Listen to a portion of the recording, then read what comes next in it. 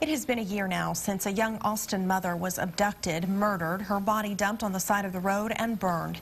It is not a crime we see here often, and it's still unsolved. Tonight we are taking a look back at the Elizabeth Escobar case with the detective determined to solve her murder.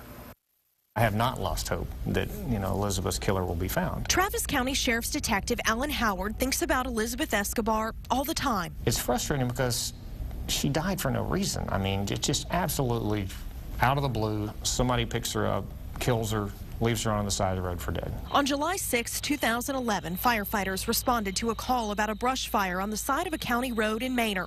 It didn't take long to figure out it was much more than that. A woman's body badly burned in the brush.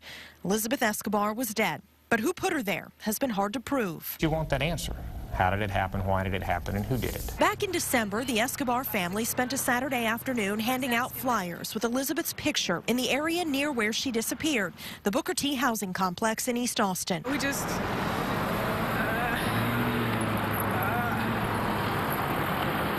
want to know what happened to her. I think somebody saw her and knew more about Elizabeth and what she was doing than people are telling us. At first, investigators thought Elizabeth was last seen getting into a blue car with out-of-state plates.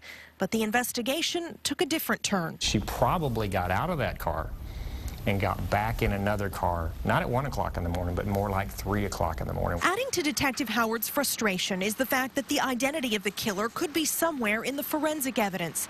DNA from Elizabeth's body sent to the state DPS crime lab almost a full year ago. The state lab is overwhelmed with every other agency that doesn't have their own lab and has homicides too and sexual assaults, and that DNA is in that lab.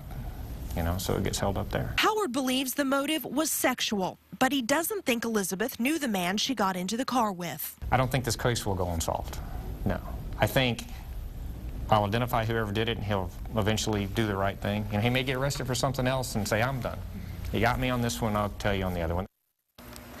Well, investigators need to hear from anyone who might have information in this case, someone who might have seen Elizabeth, who was just 24 years old, getting into another car later that morning. If you have any information, call the Travis County Sheriff's Office.